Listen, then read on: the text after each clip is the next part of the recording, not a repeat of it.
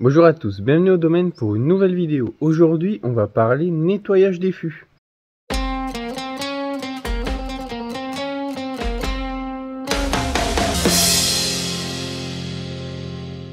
Bon, il me semble que je vous en avais déjà parlé en vidéo de comment je gérais un petit peu le lavage des fûts. Donc jusqu'à présent, je faisais un lavage simple, je lavais à l'eau. Bien sûr, ils étaient rincés après les avoir vidés comme il faut. Ils étaient méchés et après je les re-rinçais. Éventuellement, je passais une chaîne dedans. La chaîne, c'est ça.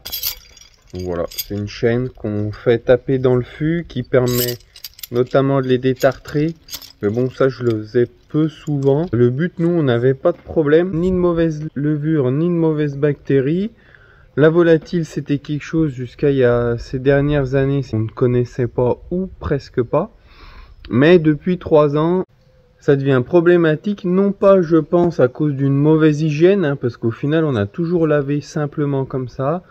Et ça a toujours très bien fonctionné, même on gardait un petit peu de tarte dans les fûts, bon, c'était pas du tout problématique, on n'avait aucune déviance aromatique, bref, aucun problème.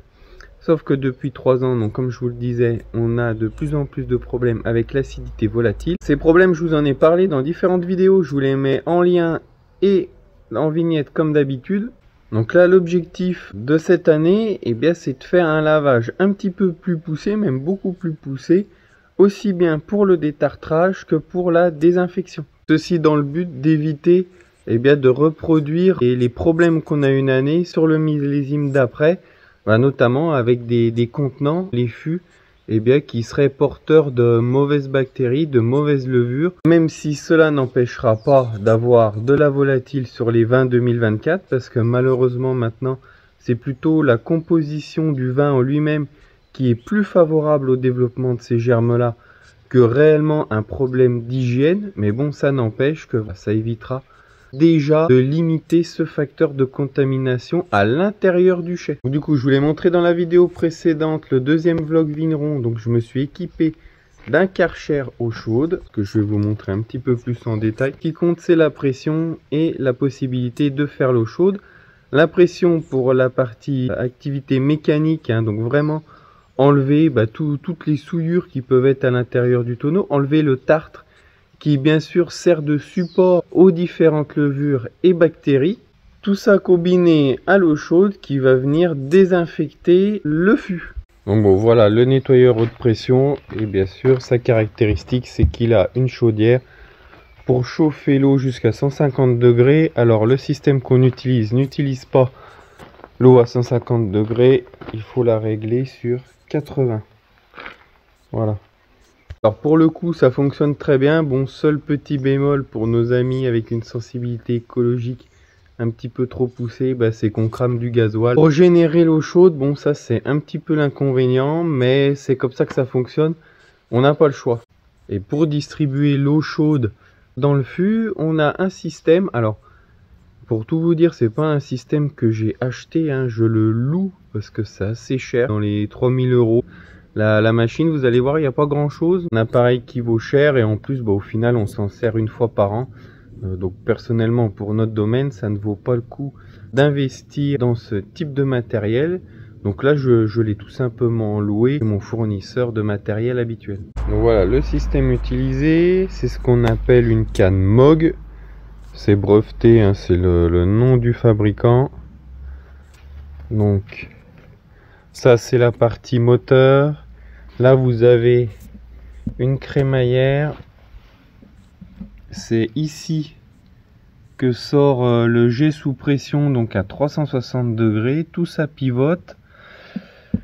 Et ça là en bout, ça vient aspirer l'eau qui est mise dans le fût, et c'est évacué par le gros tuyau et la haute pression arrive ici. Donc voilà, ça fait à la fois jet haute pression à 360 degrés. Bien sûr, l'eau elle arrive chaude à 80 degrés et ça aspire l'eau pour vider le fût. Donc voilà un petit peu le système.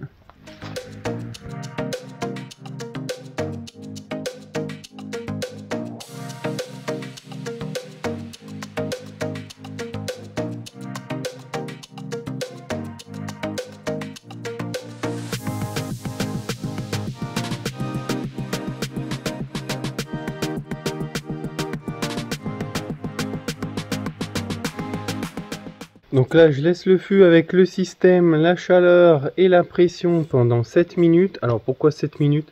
C'est le loueur de la canne qui m'a donné ce temps d'action. Je me renseignerai, peut-être que c'est un petit peu court. Bon, j'utilise le temps qu'on m'a donné. 80 degrés, c'est pareil, c'est la température de consigne qui m'a été donnée. Bon, de toute façon, il faut faire attention. Elle est faite pour une température maximum de 90 degrés.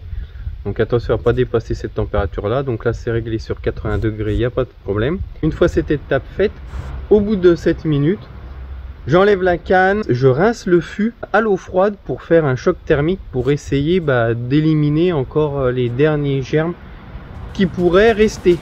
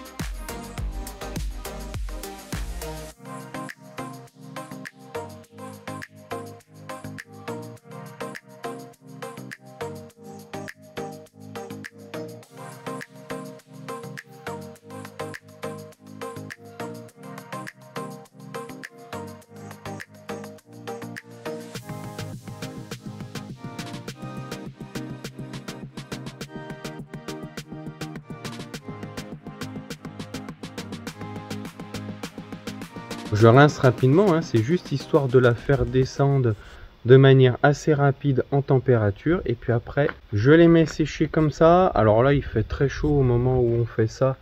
Donc en une journée, les pièces sont séchées. Ce qui compte, c'est qu'il n'y ait plus vraiment d'humidité apparente dans la pièce. Donc ça suffit. Au bout d'une journée, je les enlève, je les rentre dans la cave.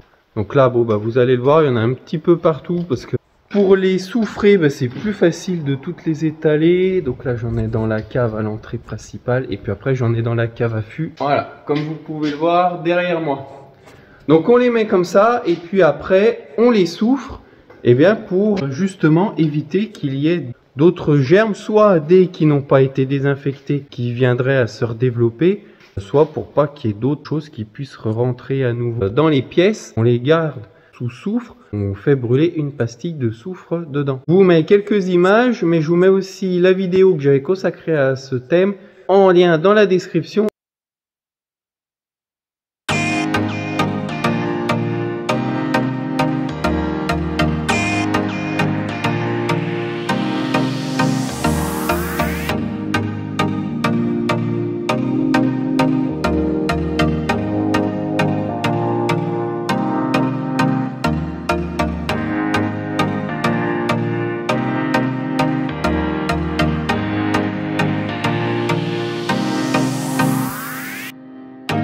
La préparation des pièces avant l'entonnage qui aura lieu, je pense, d'ici 1 mois maintenant.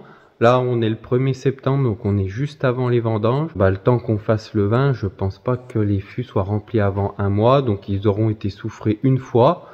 Après, je vais les rincer avant entonnage, je vais les rincer, les faire étuver pour pas qu'il y ait risque de fuir.